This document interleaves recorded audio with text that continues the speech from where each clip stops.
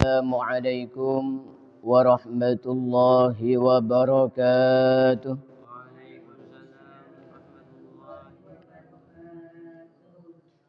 Alhamdulillahilladzi ja'alal baita mathabatan lin-nasi wa amna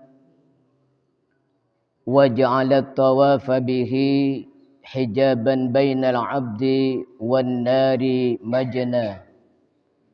Allahumma salli wa sallim wa barik ala sayyidina wa habibina Muhammad muallimu amri dinina wa ala alihi wa sahbihi sadatina amma ba'd.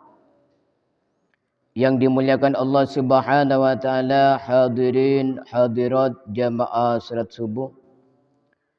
Alhamdulillah pada pagi yang cerah ini kita masih diberikan nikmat sehat oleh Allah Subhanahu wa taala sehingga bisa melaksanakan salat subuh berjamaah. Mudah-mudahan bisa istiqamah. Amin amin ya rabbal alamin. Melanjutkan kajian kita tentang haji dan umrah. Qala al-musannif al-ustadzul habib Hasan bin Ahmad Al-Kaf matta'ana Allah bi tuli hayati syarifah wa bi ulumihi fid daraini amin. Wal hajjul mabrur huwa alladhi la yukhalituhu ithmun min hini ihramihi ila hini tahallulihi. Yang disebut haji mabrur adalah haji yang tidak tercampur sama sekali oleh dosa mulai dari ihram sampai tahallulnya. Wa qila al-hajjul mabrur huwal maqbul.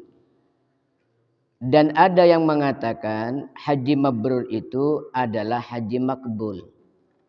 Jadi kemarin telah diterangkan bahwa haji yang mabrur itu pasti balasannya surga. Nah, apa yang dimaksud dengan haji mabrur? Yaitu haji yang tidak tercampur oleh dosa mulai dari ihram, ya. Ihram itu memulai haji.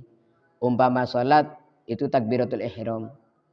Nah, mulai dari ihram sampai tahallul, ya. Tahallul itu umpama salat salam. Ya, penutup sampai selesai haji tidak tercampur dosa, itu namanya haji mabrur.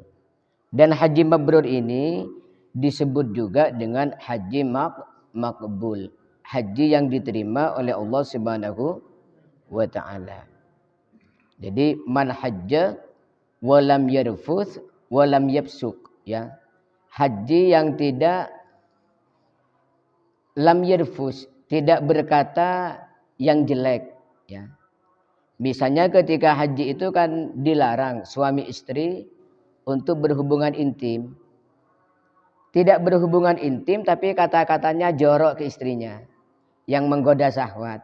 Ya, misalnya ya suaminya bilang, "Dek, enak ya umpama kita kumpul di sini." Misalnya ya. Gimana ya rasanya kalau kita ML di sini misalnya ke istrinya. Ini kan menggoda syahwat. Kalau pasangan suami istri mengatakan seperti itu, libidonya sudah naik, ya. Maka orang haji jangan sampai seperti itu, ya. Atau perkataan jelek, misu atau yang lain, ataupun fasik. Fasik itu apa? Pelaku dosa besar atau dosa kecil tapi dilakukan terus menerus. Itu namanya fasik. Nah, haji yang mabrur adalah haji yang tidak tercampur, tidak terkontaminasi oleh dosa mulai dari ihram sampai selesainya ibadah haji, sampai tahallul. Itu namanya haji mabrur. Disebut juga haji makbul. Tidak ada orang yang tahu kecuali Allah hajinya itu diterima apa enggak. Cuman kata para ulama, itu bisa dilihat tanda-tandanya pasca haji. Setelah haji ini orangnya baik, tetap baik, ya, atau meningkat kebaikannya. Maka ini disebut haji mabrur atau makbul. Ada juga orang haji, tapi setelah haji tambah gemar melakukan maksiat. Ya, ini tanda-tandanya hajinya mardud, hajinya ditolak. Ya, semoga jamaah haji ya, terutama yang tahun ini mudah-mudahan semuanya mendapat predikat haji mabrur. Amin amin ya rabbal alamin. Wa qad hajjan Nabi sallallahu alaihi wasallam hajjatan wahidah fi sanatil 'ashirah ba'dal hijrah. Wa hajja qabla al-hijrah hijajan katsiratan la tuhsa. Nabi Muhammad sallallahu alaihi wasallam setelah hijrah itu hanya melakukan satu kali haji ya. Jadi Rasulullah setelah pindah ke Madinah selama 10 tahun di Madinah itu Rasulullah hanya melakukan haji satu kali, yaitu pada tahun ke-10 ya, yaitu haji terakhir, haji wada. Haji wada itu hajinya Rasulullah, haji yang terakhir. Setelah itu beliau wafat. Nah, kalau sebelum hijrah Rasulullah haji berkali-kali sampai tidak terhitung jumlahnya ya, ketika Rasulullah masih belum melakukan hijrah. Wa qad i'tamara Rasulullah sallallahu alaihi wasallam arba'a umar. Dan Rasulullah umrah sebanyak 4 kali ya. Kalau umrah Rasulullah melakukan sebanyak 4 kali. Al-awwal yang pertama umratul Hudaybiyah, yaitu umrah Hudaybiyah fi Dzulqa'dah as-sanah as-sadisah. Pada bulan Dzulqa'dah pada tahun ke-6 ya. Jadi Rasulullah ketika berada di Madinah dapat 6 tahun beliau umrah, yaitu yang disebut umrah Hudaybiyah. As-sani umratul qadha. Yang kedua umrah qadha fi Dzulqa'dah as-sanata sabi'ah. Pada tahun ke-6 ya, sama dengan yang sebelumnya pada bulan Dzulqa'dah juga. Ini umrah Rasulullah yang kedua pada tahun ke-7. Jadi setahun kemudian umrah lagi Rasulullah. As-salis umratun ba'da intihai ghazwati Hulain ahrama bika minal Ja'rana fi Syawal as-sanata as-saminah. Yang ketiga Rasulullah umrah selepas perang Hunain ya. Jadi setelah perang Hunain Rasulullah melakukan umrah. Itu beliau ihram dari Ja'rana pada bulan Syawal pada tahun ke-8. Yang keempat umratun ma'al haji ala man qala innahu hajja qarinan. Yang keempat Rasulullah umrah beserta haji ya. Ini yang kata ulama disebut haji qiron ya. Rasulullah pernah melakukan haji qiron. Jadi melakukan haji itu ada 3 cara ya. Yang biasa masyarakat itu haji tamattu. Haji tamattu itu menyatukan niat haji dan umrah sekaligus ya. Ini paling mudah ya. Haji tamattu itu haji yang paling ringan. Yang kedua adalah haji qiron. Haji qiron ini umrah dulu baru haji ya. Umrah dulu baru haji. Yang ketiga adalah haji ifrad. Haji ifrad ini melakukan haji dulu ya, tapi ini berat ya. Berat sekali, jarang orang melakukan. Nah, yang kata Rasulullah, haji itu mendatangkan rizki, menyebabkan tambah lancarnya rizki, itu terutama haji ifrad ya. Haji ifrad yaitu haji dulu baru umrah. Tapi berat ya. Nah, jadi Rasulullah umrah beliau yang keempat adalah umrah beserta haji, yaitu haji qarinan. Rasulullah melakukan haji qiron. Wa hukmul haji, dan hukumnya haji fardu ainil bil ijma, adalah fardu ain dengan kesepakatan ulama. Jadi haji itu adalah fardu ain ya. Artinya apa? Orang yang mampu, punya biaya, pulang pergi, dan ada yang untuk nafkah keluarganya yang ditinggalkan, itu semuanya wajib haji ya. Maka kalau tidak melaksanakan haji, tidak daftar haji sudah mampu, ini termasuk orang fasik, melakukan dosa besar. Okay? Karena haji itu adalah salah satu rukun Islam.